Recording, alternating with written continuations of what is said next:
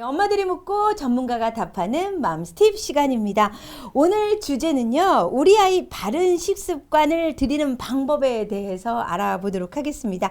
도움 말씀 주기 위해서요, 어린이집에 식자재를 공급하는 사회적 기업 청밀에서 영양사 조현님을 모시고 이야기 나눠보도록 하겠습니다. 선생님 안녕하세요. 안녕하세요. 네. 안녕하세요. 먼저 베이비뉴스 가족 여러분들 인사 좀 부탁드릴게요. 네, 저는 사회적 기업 청밀에서 영양사로 일하고 있는 조현이라고 합니다. 네. 네, 베이비뉴스 TV를 통해서 어머니들께 네. 만나뵙게 돼서 너무 반갑고요. 아이 식습관 때문에 걱정 많으신 어머님들께 도움을 드리고자 나오게 됐습니다. 네, 첫인상 딱 뵈니까요. 이렇게 우리 아이들하고 너무너무 잘 놀아주실 것 같은 네, 그런 아주 포근한 인상의 선생님이신 것 같은데 영양사십니다. 조현 영양사님은 대학에서 식품영양학을 전공하시고 지금 사회적 기업 청밀에서 아이들을 위한 식단을 짜고 계시는데요. 저희가 청밀을 얘기할 때 사회적 기업이라고 얘기했습니다. 좀 낯설어 하시는 분들도 있으실 것 같아서 좀 소개 좀 부탁드릴게요. 먼저 사회적 기업이라는 거는 비영리 조직과 영리 조직의 중간 형태로서 사회적 목적을 추구하면서 네. 영업 활동을 수행하는 회사라고 보시면 되고요. 네. 더 쉽게 말씀드리면 장애인이나 노인층 분들의 일자리를 창출해 드리면서 네. 취약계층에게 일자리를 제공하는 네. 회사라고 보시면 됩니다. 아, 너무너무 고마운 네. 일이네요. 네. 지금 박수호님께서요, 제일 유익한 코너 맘스팁, 네, 이제 열심히 적어야겠습니다. 라고 네. 해주셨는데요. 자, 적을 준비 되셨나요? 자, 그럼 지금부터, 시작하도록 하겠습니다. 이지우님, 아무거나 잘 먹는 아이로 키우고 싶어요. 라고 했는데, 진짜 그렇거든요. 어떤 방법이 있는지 지금부터 알아보겠습니다. 자, 저희가 베이비뉴스 TV 카페와 페이스북, SNS를 통해서 카카오 스토리 여러 군데서 질문을 받아봤습니다. 그 중에서 가장 많이 올라온 질문들을 뽑아봤는데요. 그 첫 번째 질문입니다. 자, 이유식 언제부터 얼마나 먹여야 할까요? 라는 질문인데요. 먼저 우리 아이들이 이제 모유나 이제 우유를 먹이다가 이유식으로 이제 접어들여야 할 시기가 있잖아요. 분유를 먹이다가 언제부터 시작해야 되는지가 궁금하신 분들 많으실 것 같아요. 여러분들 이유식 언제부터 먹여야 된다고 생각을 하고 계시는지 개월수를 좀 올려봐 주실래요? 지금 윤보라님 식습관 중요하죠? 라고 하고 유상희님 어린이집에서는 골고루 잘 먹는데 집에서는 안 먹으려고 해요 라고 또 하시는 분들도 계십니다. 식단 제대로 짜기 힘들어요 하시는데 여러분들은 이유식 언제부터라고 생각하세요? 고혜진님은 5개월, 정희선님 5개월, 윤보라님 6개월, 전지우님 100일 이후, 이지우님 6개월 이렇게 올라와 있습니다. 자, 그럼 언제부터인가요? 정답은 생후 3개월에서 6개월부터 먹이시는 게 맞고요. 네. 100일 이후부터 6개월. 네. 다들 잘 알고 계시는 것 같아요. 네. 네, 그 이후로는 늦어도 6개월에는 시작해야 하는데요. 그 이후로는 태어날 때부터 가지고 나온 철분 성분이 떨어지는 시기이기도 하고요. 네. 가장 큰 이유로는 소화 능력이 발달이 이루어져야 하는 시기라서 이때는 이유식을 꼭 시작하셔야 됩니다. 와, 빠르면 3개월부터 하네요. 저는 그러고 보니까 좀 늦게 시작한 것 같은데 그렇다면 3개월에서 6개월에 시작을 해야 되는데 어떻게 시작해야 되는지가 또 어려움이 많잖아요. 어떻게 시작해야 식습관이 잘 잡혀나갈 수 있을까요? 보통 생후 3, 4개월이면 아기 나름대로 네. 수유 시간이나 간격이 일정하게 정해지게 되는데요. 이 수유 리듬에 맞추어서 이유식을 시작하시면 돼요. 그리고 먹이는 양은 손끝에 조금 얹은 정도? 요만큼. 네. 요만큼씩만 수유 먹는 시간에 요만큼씩. 네. 그리고 먹기 전에, 수유하기 전에 콩알만큼씩만 먹이셔야 되고요. 그거를 잘 받아 먹게 됐을 때 양을 조금씩 늘려가시는 게 올바른 시작 방법입니다. 그러면 그러니까 분유를 만약에 먹이는 아이 같은 경우는 네. 분유 먹기 직전에 네, 요만큼씩 공복일 때. 먹이고 네. 또 3, 4시간 후에 또 먹기 전에 요만큼 네. 먹이고 그러니까 분유 먹는 시간에 그냥 직전에 먹인다라고 생각하면 네, 그 맞아요. 간격이 맞는 일정한 거겠네요. 시간에만 먹이면 적응을 하기가 더 수월하게 되실 거예요. 네. 자, 그럼 다음 질문 보도록 하겠습니다. 두 번째 질문입니다. 이유식 어떤 음식으로 시작해야 할까요? 라는 질문인데요. 우리 어머님들의 고민을 들어보니 처음에 음식 맛을 잘못 들이면 왜 우리 아이들이 편식을 하게 되지 않을까 해서 걱정이 많으신 것 같습니다. 이유식을 시작할 때 어떤 음식부터 먹여야 편식을 하지 않을지가 궁금한데 어떤 음식부터 먹으셨는지 한번 여쭤볼까요? 네네. 우리 베이비뉴스 TV 가족 여러분들은 이유식할 때 뭐부터 재료를 먹여보셨나요? 한번 올려. 김현선님은 쌀미음이라고 얘기하셨고요. 유상희님이 초기 이유식 하루에 한 번 먹이는 게 아니네요 라고 하셨어요. 하루에 한 번만 먹이셔도 되고요. 보통 하루에 한 번 그냥 띡 먹이는 경우에 애들이 적응을 잘 못하는 경우가 있어서 그래서 콩알만큼씩 수저를 입에 넣는 거를 거부감을 많이 느껴 하기 때문에 그렇게 네. 수저가 입에 들어오는 연습을 한다고 생각하셔도 될 것 같고 하루에 한 번씩만 먹이시라는 분들도 많이 계세요. 네, 지금 보면요. 유진아님, 김유나님, 유상희님, 양희진님, 박혜민님 거의 다 쌀이라고 올려주셨는데 송치훈님하고 김선미님이 호박 미음을 얘기해 주셔서 처음에 먹이는 거를 자 어떤 음식으로 시작해야 편식이 없을까요?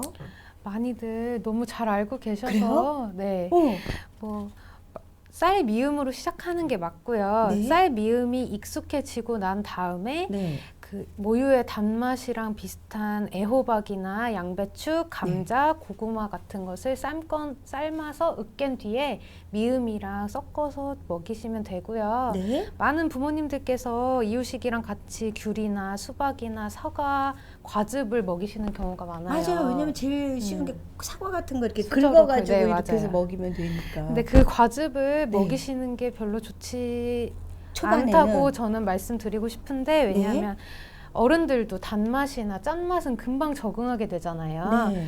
그래서 이런 과즙을 빨리 먹이는 경우에 편식이 심하게 길게 유지되는 이유가 되기도 해요. 아하. 그리고 과즙을 먹이실 때 꼭 물이랑 희석하셔서 아주 연하게 먹이셔야지 더 아이 미각을 편식하지 않는 입맛으로 기르게 하실 수 있는 방법입니다. 아, 그렇군요. 진희 강님께서는 저는 밥 알을 줬어요. 라고 하시는 분들도 계십니다. 근데 진짜 저는 웬만하면 과일을 늦게 주려고 그랬는데, 이 할머니, 할아버님은요, 아이가 이렇게 이유식 받아 먹으러 막 귀여우는 모습이 너무 예쁘니까 자꾸 사과를 딱 보여주고 막 긁어서 막 이렇게 한 거니까 애들이 그쵸. 막 귀여우는 거예요. 근데 저는 단맛 주기 싫어서. 근데 역시 그게 맞네요. 단맛은 이왕이면 과즙은 조금 늦게 천천히 주는 네, 게. 천천히 주시거나 아니면 네. 물에 희석해서 아주 향만 나게. 네. 네, 과일 향만 나게. 향만 나게 주시는 네. 거 잊지 마셔야겠습니다. 자, 다음 질문 가겠습니다.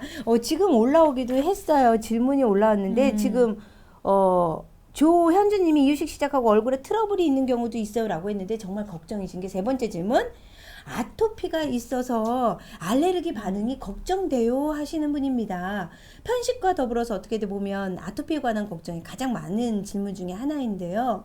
아이가 아토피가 있을 때는 그렇다면 이유식을 어떻게 시작하는 게 좋을까요? 보통 아토피가 있는 아이들은 이유식을 조금 천천히 시작하는 게 맞고요. 네. 그래도 6개월에는 꼭 시작을 하셔야 되고 6개월 때 시작하신 건 이미 늦었잖아요. 네. 그러면 일찍 시작한 아이들이랑 속도가 맞춰져야 되기는 해요. 그래서 아이가 소화를 잘 시키기만 한다면 보통 일주일에 재료 한 가지씩만 먹이는데 별 탈 없는 경우에 2일에서 5일 간격으로 이유식을 바꾸셔도 되고요. 네. 알레르기 반응이 있는지 보면서 음식을 먹여야 되기 때문에 네. 한 번에 한 가지 재료만 먹이셔야 되세요. 그게 중요하겠네요. 왜냐하면 어떤 반응이 오는지 재료마다 체크해야 하니까 반응이 없으면 이제 다음 걸로 네, 바꾸더라고요. 그 간격이 이제 2일에서 3일 정도로 짧아도 되니까 네. 꼭 한 가지 재료만 첨가한 음식을 주시는 게 알레르기 반응이나 아토피를 빨리 네. 잡는 방법이에요. 혹시라도 아토피 때문에 걱정이 되셔서 자꾸 늦추지는 마시고 시기는 그래도 지키시는 지키셔야 게 되고요. 좋겠다라는 말씀을 네. 해주셨습니다. 자, 네. 네 번째 질문 가보겠습니다. 이유식을 잘 안 먹거나 조금 먹는다면 어떻게 해야 할까요? 라는 질문이었는데요. 파란 사자님의 경우에는요. 아이가 지금 16개월이 됐는데 첫 이유식을 시작할 때도 미음 빼놓고는 먹지를 않았는데 제가 해준 게 맛이 없어서 그런가 싶어가지고 시판하고 있는 이유식 맛있는 것도 먹여봤대요. 근데 결과는 똑같았다고. 잘 먹지 않는 아이. 너무 조금 먹으면. 조금 이유식을 양을 조금 먹는다고 해서 걱정하지 마시고요. 영양 균형을 맞추는 게 중요해요. 네. 양이 적더라도 영양소가 충분히 들어가 있는 거. 그래서 유산균을 많이 먹이시기도 하고 뭐 따로 영양제가 영양 성분이 첨가돼 있는 분말을 섞기도 하시거든요. 그렇게라도 하시면 먹는 양이 적어도 전혀 문제가 되지 않으시고요. 네. 또는 생각보다 아이가 필요한 양보다 많이 먹이고 있지는 않으신지 체크를 해보셔야 돼요. 아기가 잘 컸으면 하는 마음에 네. 많이 먹이시는 분들도 계시기 때문에 그것도 한번 체크해 보시고, 그리고 아이는 어른들이 생각하는 것보다 먹는다는 것에 스트레스를 많이 받아요.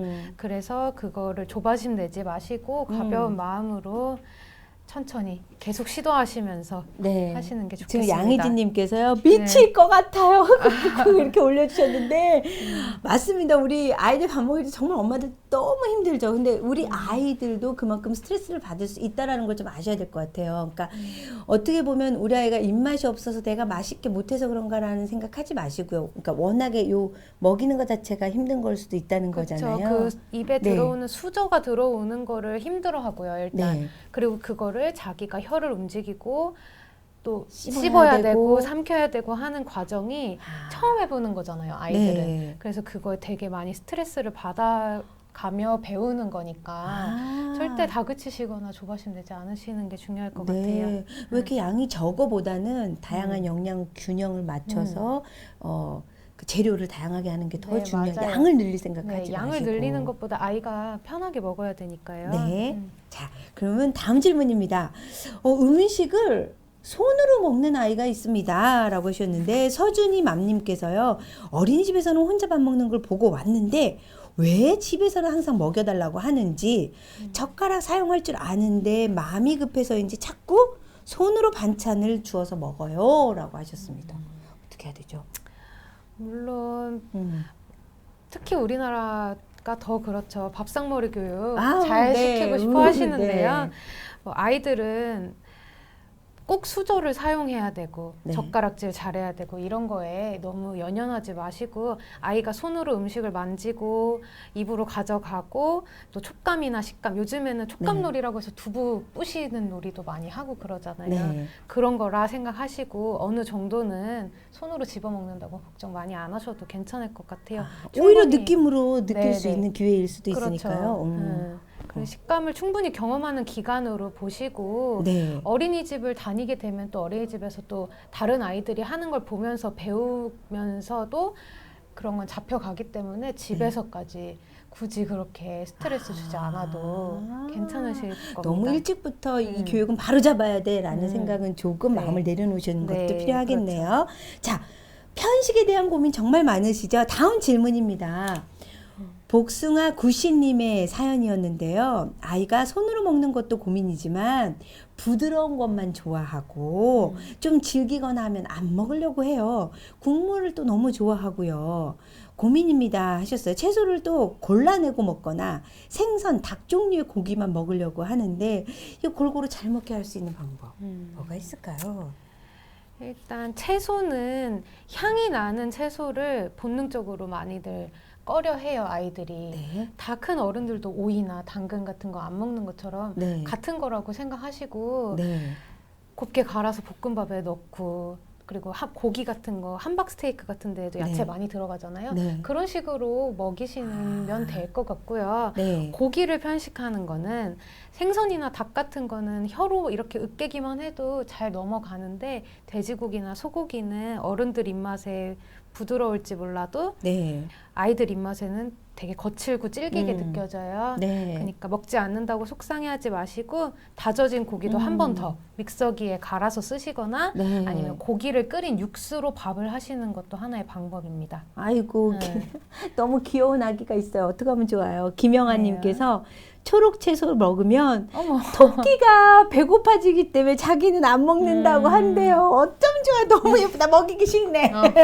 너무 예쁜 표현입니다. 네, 역시 이런 고민이 많으시네요. 이소영님도 고기류만 잘 먹어요. 역시 김현선님도 우리 애는 또 고기를 안 먹어서 고민이에요. 네. 유진아님, 저희 아이는 흐물흐물거리는 건 다 싫어해요. 막 이렇게 역시 편식을 하는 아이들이 좀 있기 마련인데요.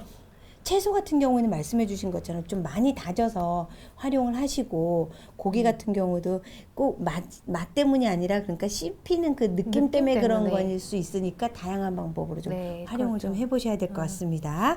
야, 요거 진짜 고민 많아요, 영양사님. 맞아요.